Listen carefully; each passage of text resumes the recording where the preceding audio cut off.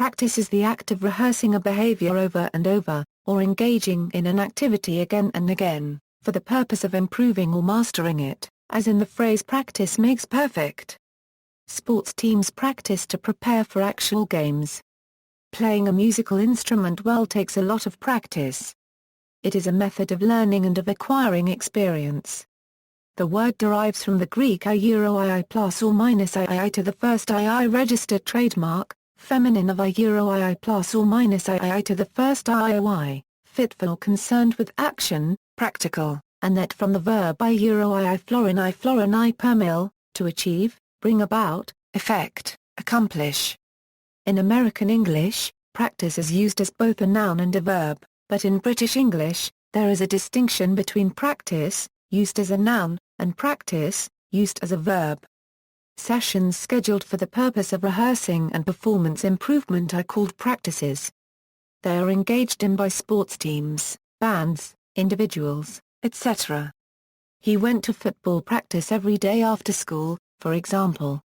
Common types of practice.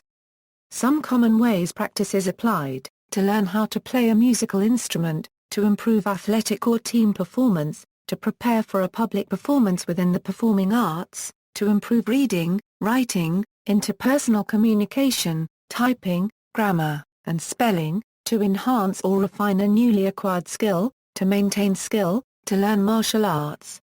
Kata and sparring are common forms of practice, to master tasks associated with one's occupation. How well one improves with practice depends on several factors, such as the frequency it is engaged in, and the type of feedback that is available for improvement.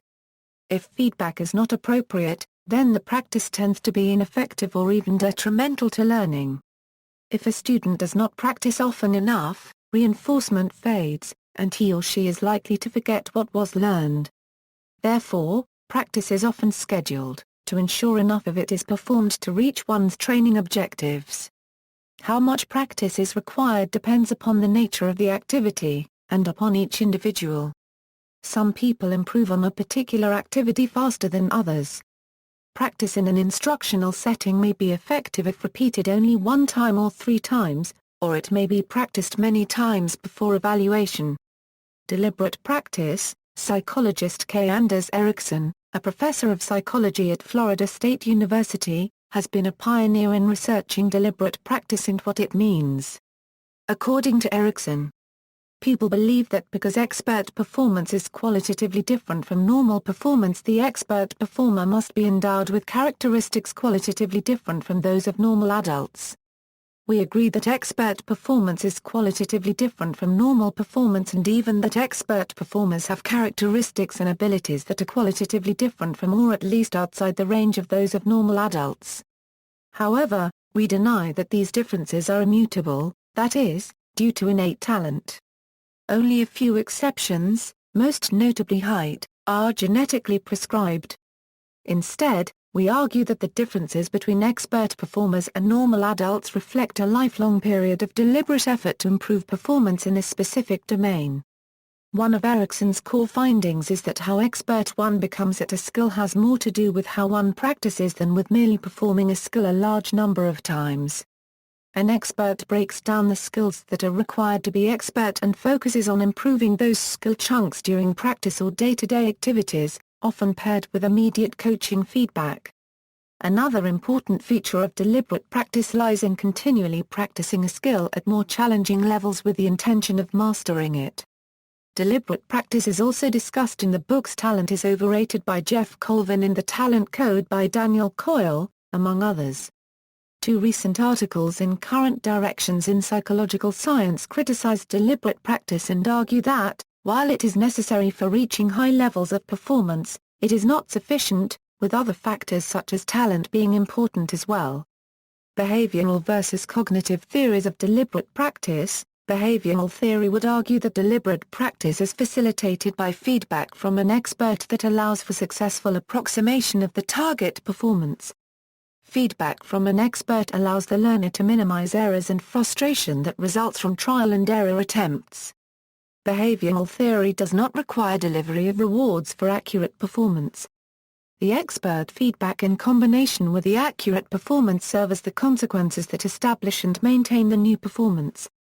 In cognitive theory, excellent performance results from practicing complex tasks that produce errors. Such errors provide the learner with rich feedback that results in scaffolding for future performance. Cognitive theory explains how a learner can become an expert. Deliberate practice in medical education, Duvivier et al. Reconstructed the concept of deliberate practice into practical principles to describe the process as it relates to clinical skill acquisition. They define deliberate practice as repetitive performance of intended cognitive or psychomotor skills, rigorous skills assessment, specific information feedback, better skills performance. They further describe the personal skills learners need to exhibit at various stages of skill development in order to be successful in developing their clinical skills.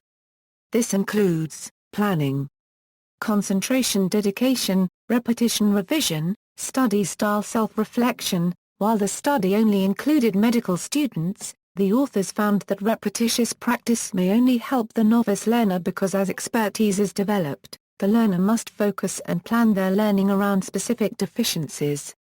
Curriculum must be designed to develop students' ability to plan their learning as they progress in their careers.